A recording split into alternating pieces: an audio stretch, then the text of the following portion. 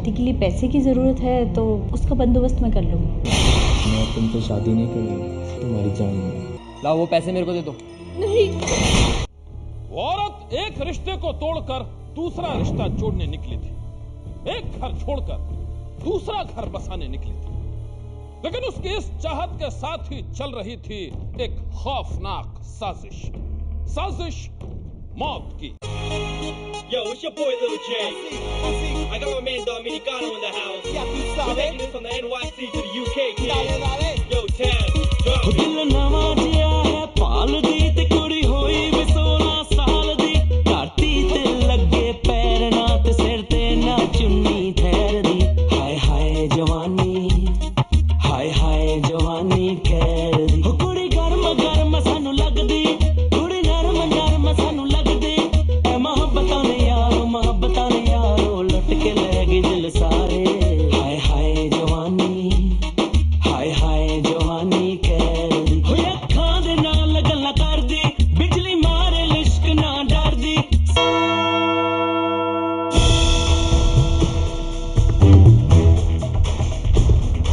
कौन महीना चो पैंदी नी गर्मी सिखर दोपहर दी ओए हाय हाय जवानी Baila reggaeton, हाय जवानी कैर दी हाय जवानी baila reggaeton. हाय जवानी क्या हुआ? थकी क्या? इट्स इनफ यार, मैं और डांस नहीं कर सकती। वैसे भी काफ़ी टाइम हो चुका है, मुझे जाना चाहिए। अरे कम ऑन यार, अभी तो पूरी रात बाकी है। यार तुम मेरे हस्बैंड को नहीं जानती, 12 बज चुके हैं और मुझे चलना चाहिए। अच्छा जाना चाहते हो? ओके मैं तुम जाना चाहते तो हम तुम्हें नहीं रोकेंगे। बाय, ठीक है, bye, good night. Good night. ਸਾਡੇ ਦਿਲਾਂ ਨੂੰ ਸੋਹਣੀ ਲੱਗੇ ਵੇ ਨਿਰਦਨ ਵਰਗੇ ਹੋ ਗਏ ਨੇ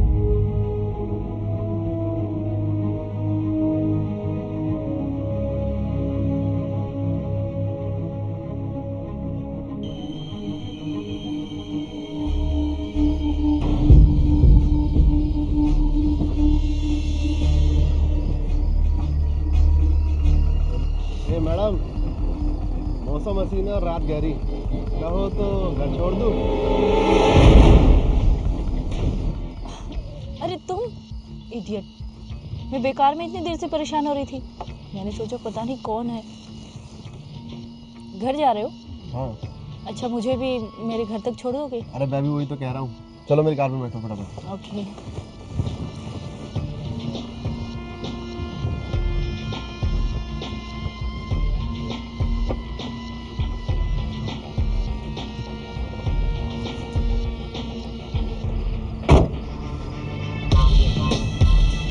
और बताओ कैसी रही पार्टी?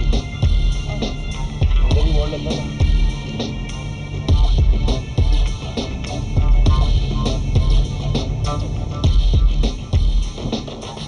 तो इकबाल, तुम्हारा घर आ गया। थैंक्स यार। It's okay. Okay, bye bye, good night. Bye. Okay bye.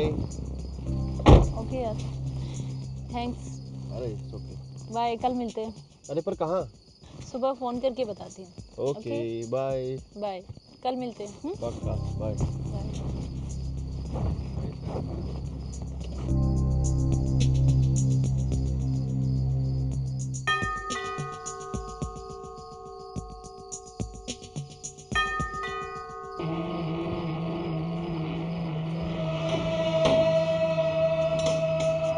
ये वक्त है तुम्हारे घर आने का?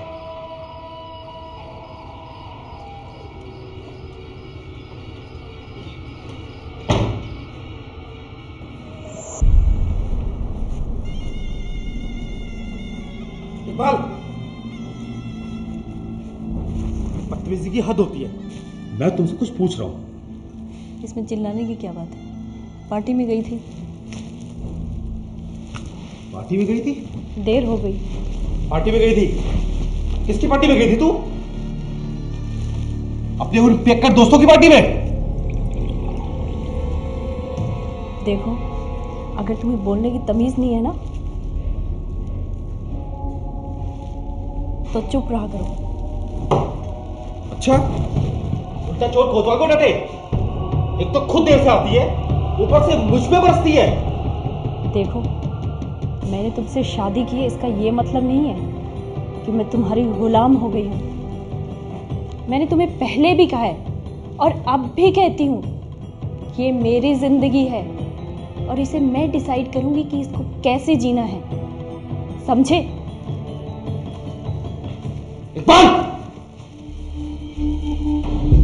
इकबाल कौर, ये कहानी इसी नाम से शुरू होती है। यही नाम जिससे जुड़ा था वफा का एक रिश्ता, शादी का एक बंधन। लेकिन आजाद ख्यालों के इकबाल किसी बंधन में बंधकर रहना नहीं चाहती थी। और यही वो बात थी जिसने उसकी शादीशुदा जिंदगी में तूफान ला दिया था।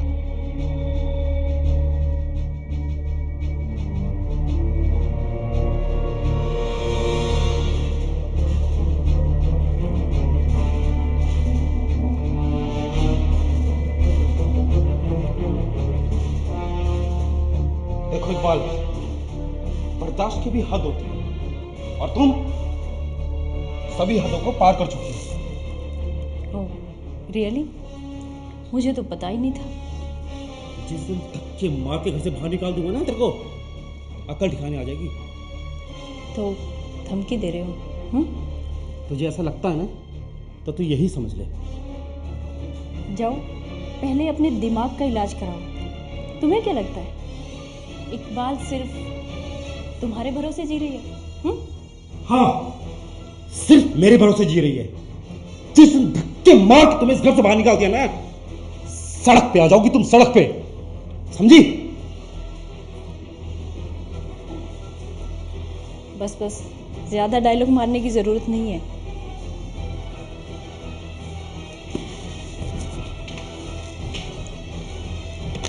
अगर तुम्हें ऐसा लगता है ना कि इकबाल तुम्हारे बिना जी नहीं पाएगी, तो मैं तुम्हारी ये गलतफहमी भी दूर कर देती हूँ।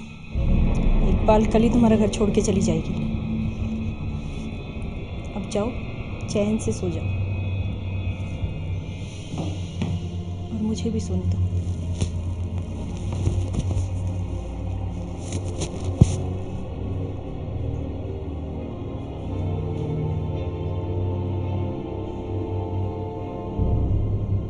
एक खूबसूरत रिश्ता बिखर कर रह गया था और फिर ढलती रात के साथ ही इकबाल की जिंदगी भी बदल गई।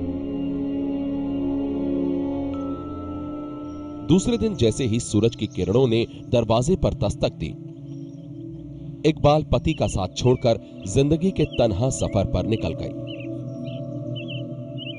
इकबाल, देखो मेरी बात सुन। एक ऐसा सफर जिसकी न कोई दिशा थी, न ही कोई मंजिल। इकबाल,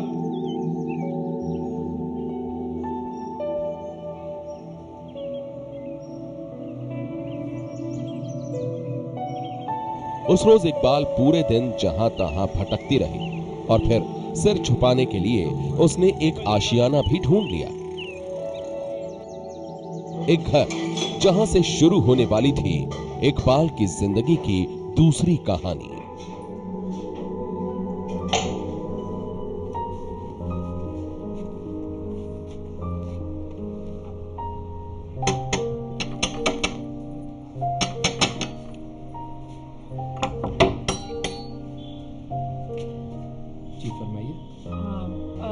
मेरा नाम इकबाल है और मैंने अभी अभी आपके पड़ोस में शिफ्ट किया है। वो एक्चुअली मुझे बहुत ज़ोर से प्यास लगी थी और मेरे घर में पानी नहीं आ रहा, तो थोड़ा पानी मिल सकता है? अरे आप प्लीज़ अंदर तशरीफ तो लाइए। आइए ना प्लीज़, आइए। अरे आप बैठिए, एक मिनट ये रखिए।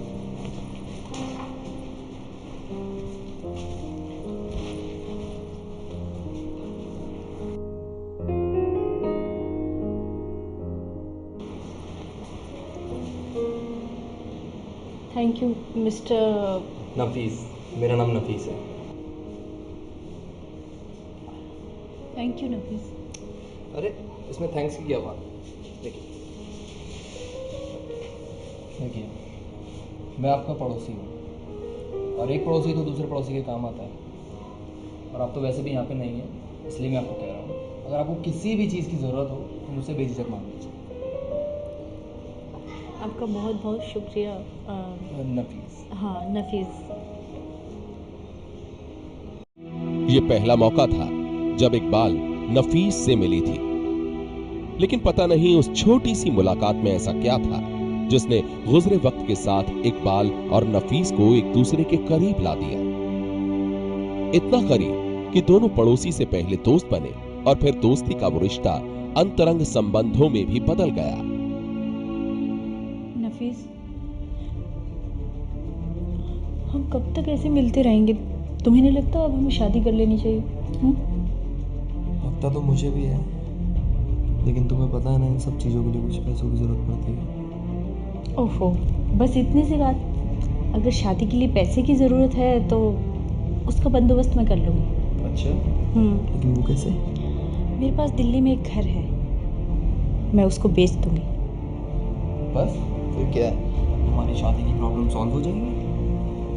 और वैसे तुम वो दिल्ली वाला घर कब तक बेच दोगे? बहुत जल्दी है, बहुत जल्द। गुड। इकबाल ने अपने प्रेमी नफीस से जैसा वादा किया था उसने वैसा ही किया, और फिर एक रोज उसने अपना वो घर भी बेच दिया। उस रोज इकबाल बेहद खुश थी। घर बेचने के बाद उसे काफी रुपए मिले थे और उन रुपयों को लेकर वो सीधे नफीस के पास जा पहुंची। नफीस, पैसों का बंदोबस्त तो हो गया, अब बताओ शादी कब कर रहे हो मुझसे?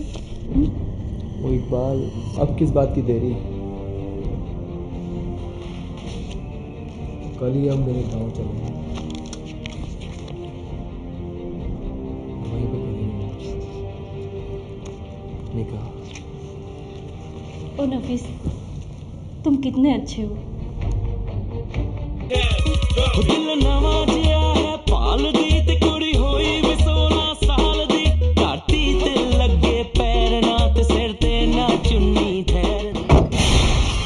अगर शादी के लिए पैसे की ज़रूरत है तो उसका बंदोबस्त मैं कर लूँगी। मैं तुमसे शादी नहीं करूँगी, तुम्हारी जान में। लाओ वो पैसे मेरे को दे दो। नहीं। अपना पति का साथ छोड़कर दिल्ली की इकबाल ने नफीस से प्यार किया था, और फिर अपने प्यार को मंजिल तक पहुंचाने के लिए वो एक रोज नफीस के साथ उसके गांव भी पहुंच गए, यही सोचकर कि नफीस वादे के मुताबिक उससे शादी करेगा। लेकिन नफीस ने उसके साथ जो किया, उसके खुलासे ने अब पूरे शहर में फैला दी है सनसनी। इकबाल अपने प्रेमी नफीस की बातों पर एतबार कर दिल्ली से कई किलोमीटर दूर उसके गांव चांदपुर पहुंच गई थी, और अब उसे इंतजार था अपनी शादी का। वो नफीस के घर के एक कमरे में बेसब्री से उस हसीन पल का इंतजार कर रही थी। जिंदगी के मीठे ख्वाबों में खोई थी कि तभी नफीस अपने 2 साथियों के साथ वहां पहुंचा, और फिर इकबाल के सामने नफीस का वो चेहरा सामने आया जिसके बारे में उसने कभी बुरे ख्वाब में भी नहीं सोचा था।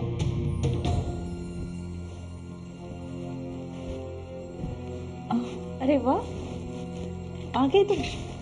मैं कब से तुम्हारा वेट कर रही थी। मौलवी साहब को नहीं लाए तुम्हारी शादी करवाने के लिए? अब उसकी कोई जरूरत नहीं। मतलब ये है कि मैं अब तुमसे शादी नहीं करूंगा, तुम्हारी जान में। क्या बकवास कर रहे हो तुम? बकवास नहीं कर रहा हूँ, सच बोल रहा हूँ। तुझे क्या लगा नफीस तुझसे शादी करेगा? बेवकूफ हो तुम। जो औरत अपने पति की नहीं हो सकी वो मेरी क्या होगी? हैं? लाओ वो पैसे मेरे को दे दो। नहीं।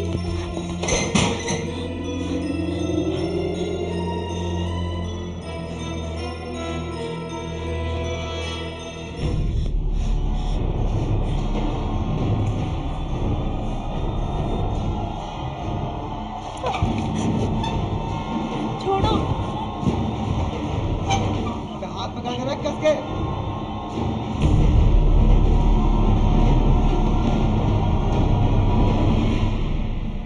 अब क्या करना है? ये तो मर गई। करना क्या है? जो मेरे पास पैसे हैं उन पे ऐश करेंगे। अब आएगा जिंदगी का असली मजा। इसकी लाश को ठिकाने लगाते हैं। पैसों के लिए एक प्रेमी दगाबाज बन गया और फिर अपने साथियों के साथ उसने बड़ी ही बेरहमी से अपनी प्रेमिका की जान ले ली।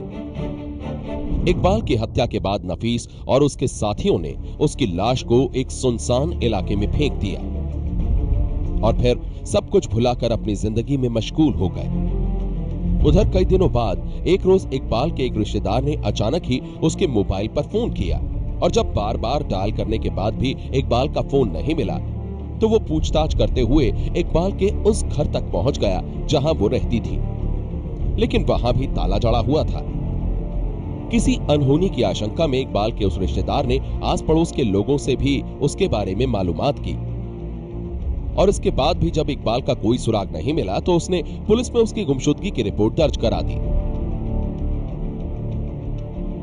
रिपोर्ट दर्ज करते ही पुलिस ने इकबाल की तलाश शुरू कर दी, लेकिन काफी खोजबीन के बाद भी जब इकबाल कहीं नहीं मिली तो पुलिस ने उसके मोबाइल फोन की कॉल डिटेल खंगालनी शुरू की और फिर उसी डिटेल के बिना पर वो इकबाल के आशिक नफीस तक जा पहुंची।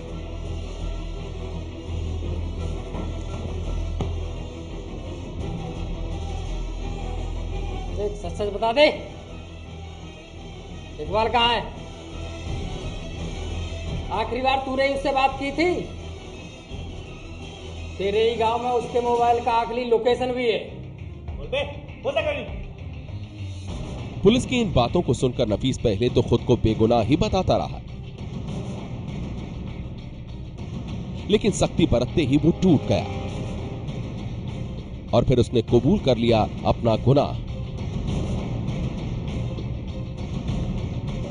इस पर एसडीएम साहब के निर्देशन पालन में मैं मौके पर चल रहा हूँ। कॉलेज के पूरब में जो नाला है उसके किनारे पक्की जमीन में खुदाई करके डेड बॉडी आज बरामद। नफीस के इस खुलासे के साथ ही पुलिस ने उसे गिरफ्तार कर लिया और फिर उसकी निशानदेही पर इकबाल की लाश भी बरामद कर ली। पैसों के लिए अपनी ही प्रेमिका से दगाबाजी करने वाला, उसकी जान ले लेने वाला ये आशिक अब सलाखों के पीछे है। सनसनी के लिए बिजनौर से सरफराज खान की रिपोर्ट।